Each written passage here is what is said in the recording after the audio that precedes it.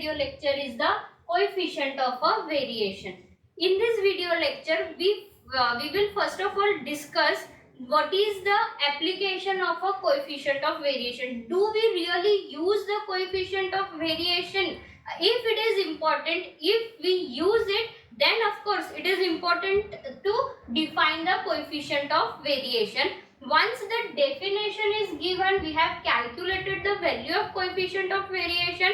Next point is important, that is how to interpret the value of coefficient of variation. That also we will discuss, and at the end we will see different types of examples based on the coefficient of variation. So let's start. First of all, is it important or not, or we do really use it or not, right? So yes, of course we use it. Now when suppose if we want to compare the two different series, maybe of different units, and we want to compare it, so can we use the measure of dispersion?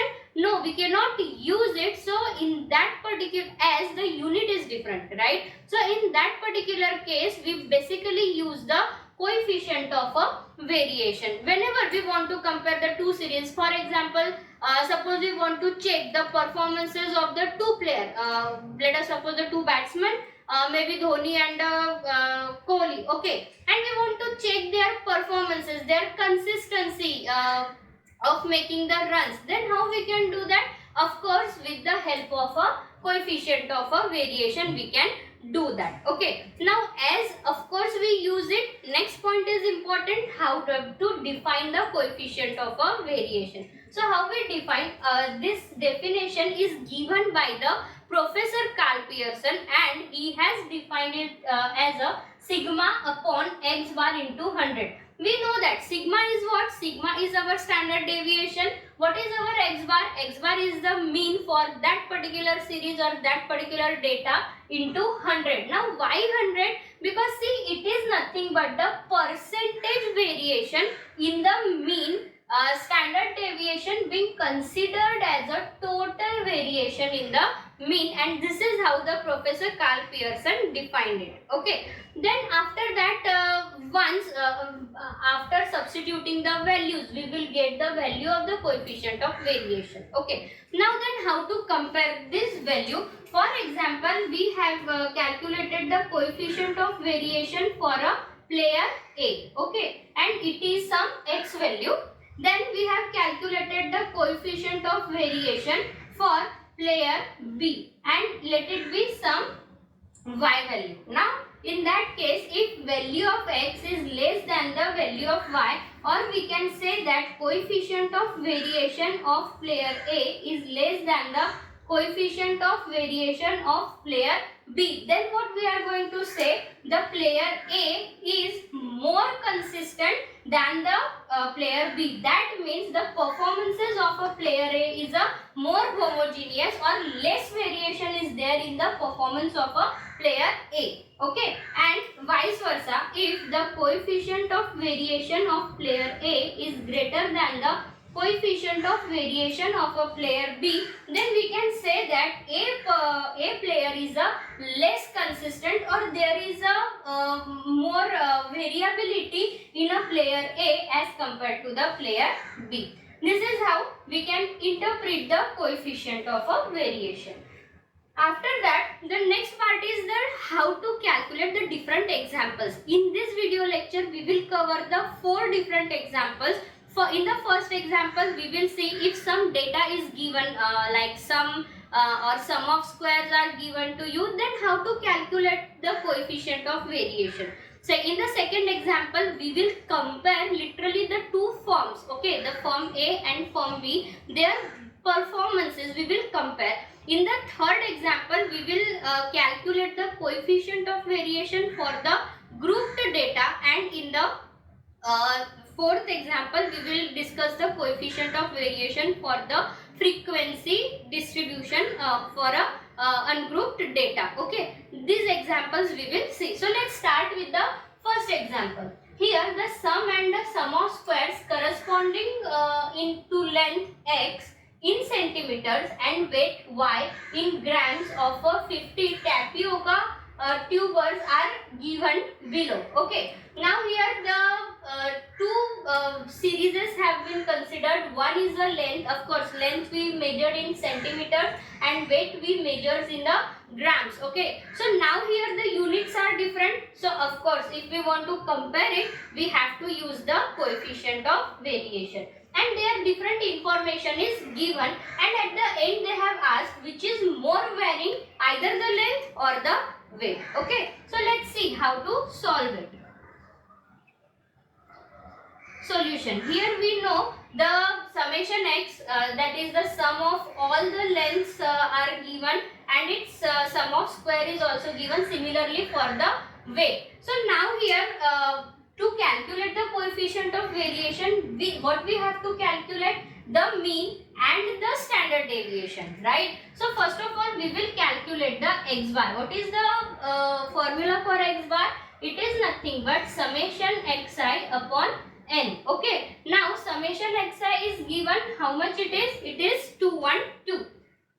And how many total number of observations they have considered? The 50 tapioca they have considered. So here the value of n is 50. The mean value is 4.24, and similarly we can calculate the y bar, and y bar will be summation yi upon n. And what is the summation y? It is nothing but 261 divided by 50, and it is nothing but 5.2.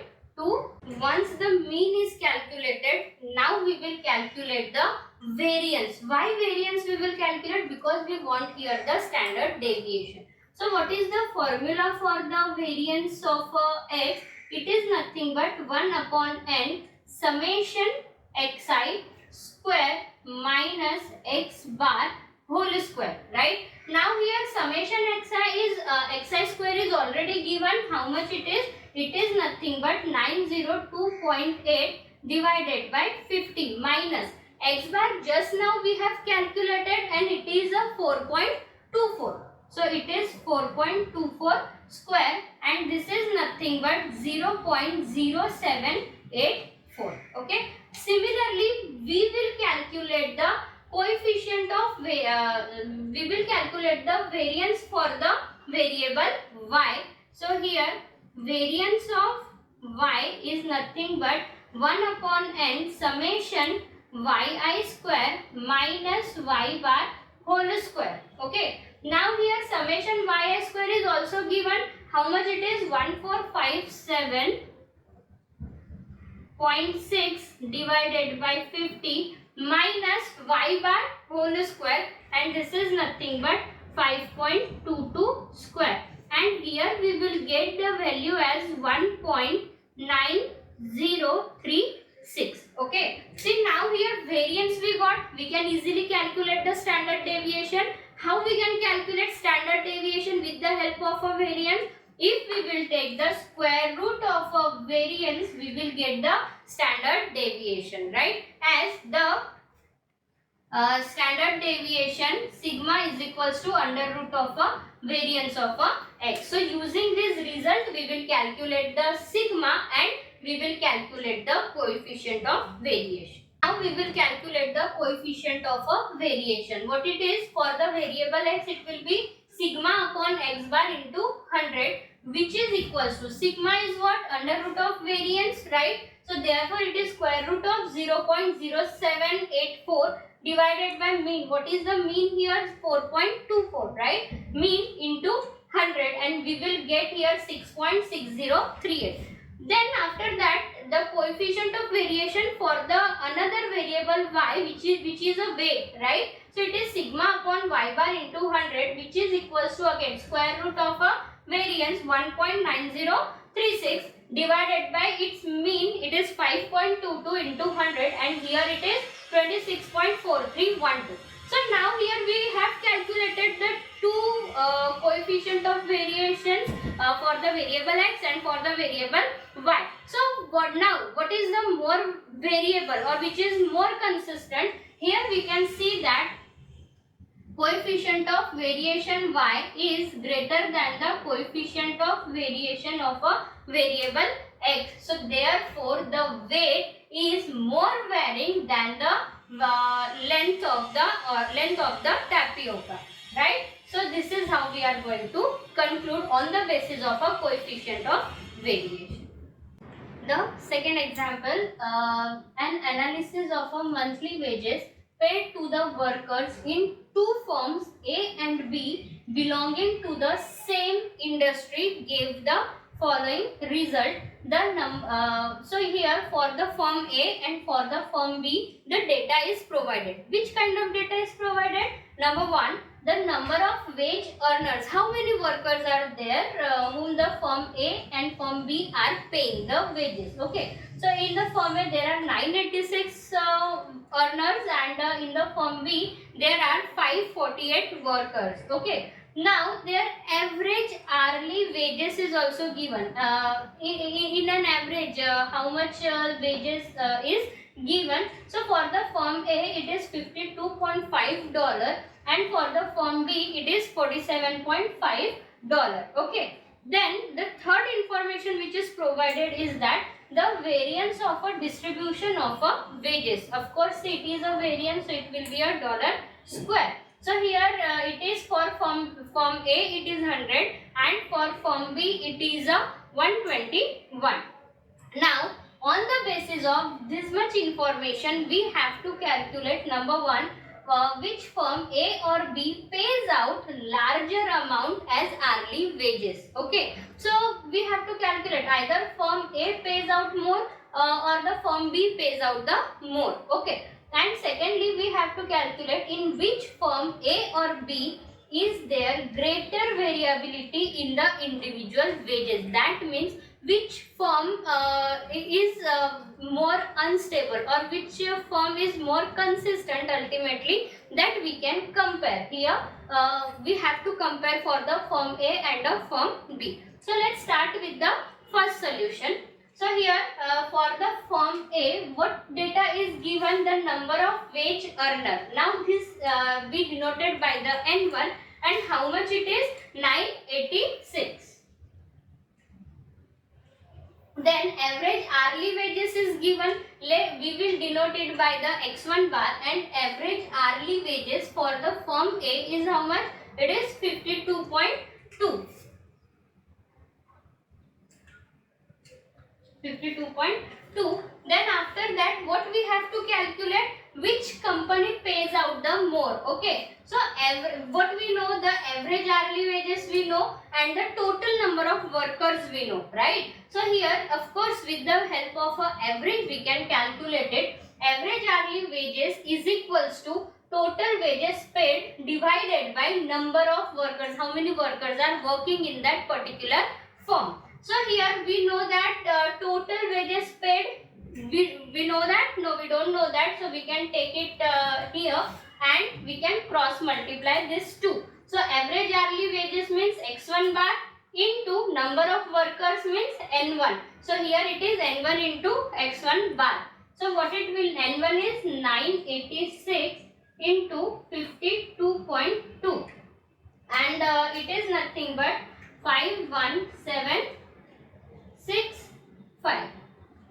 Okay. Similarly, now we can calculate it for the firm B, and then we can compare which firm pays out the more. So similarly, let the number of wage earner for the firm B be the N2, and how much N2 is there? 548. Right. And average hourly wages for the firm B is a 47.5. Right. And now what we have to calculate? Total wages paid. What it will be? N2 into X2 bar. So here it is 548 into 47.5, which is nothing but 26,030. Okay. So this is, now we can compare for the firm A, how many total wages paid? 51,765, and for the firm B it is $26,030, right? Therefore the firm A pays out the larger amount as a hourly wages. Okay. Now let's try to solve the second part. Okay. Now in the second part what we have to do? We have to find out the greater variability. How we can find out the greater variability? And here we want to compare the two forms also, right? So ultimately we will calculate here the coefficient of variation and we will check which form is having the more variability, right? So let's do that. Now here the variance for the firm A and firm B is given to us. Now let the variance of distribution of wages of firm A, we will denote it by the sigma 1 square, which is equals to 100. Okay, this is given. Then variance of distribution of wages for firm B, let it be sigma 2 square and it is nothing but 121. Now we have to calculate coefficient of variation of distribution of wages for the firm A, and what it is, coefficient of variation 100 into sigma 1 upon x1 bar. Okay. Now here let's calculate it. 100 into what is the sigma 1? Square root of 100 is 10 divided by its mean value for the firm A. How much it is? 52.5. And this is nothing but 19.0476. Okay. Similarly, we will calculate it for the second firm. So, coefficient of variation of distribution of wages for the firm B. What it is? 100 into sigma 2 upon x2 bar. Okay. So, now here 100 into sigma 2 is how much? Square root of 121 and it is nothing but 11. And what is the average given for the firm B? It is 47.5. So this is nothing but 23.1579. Now see, we have calculated coefficient of variation for both the firm. For the firm A it is 19 point something and for firm B it is a 23. Now which coefficient of variation is larger here? For the firm B. Okay. And how we can now conclude that since coefficient of variation for the firm A is less than the coefficient of a variation for the firm B, right? And therefore firm B is more variable.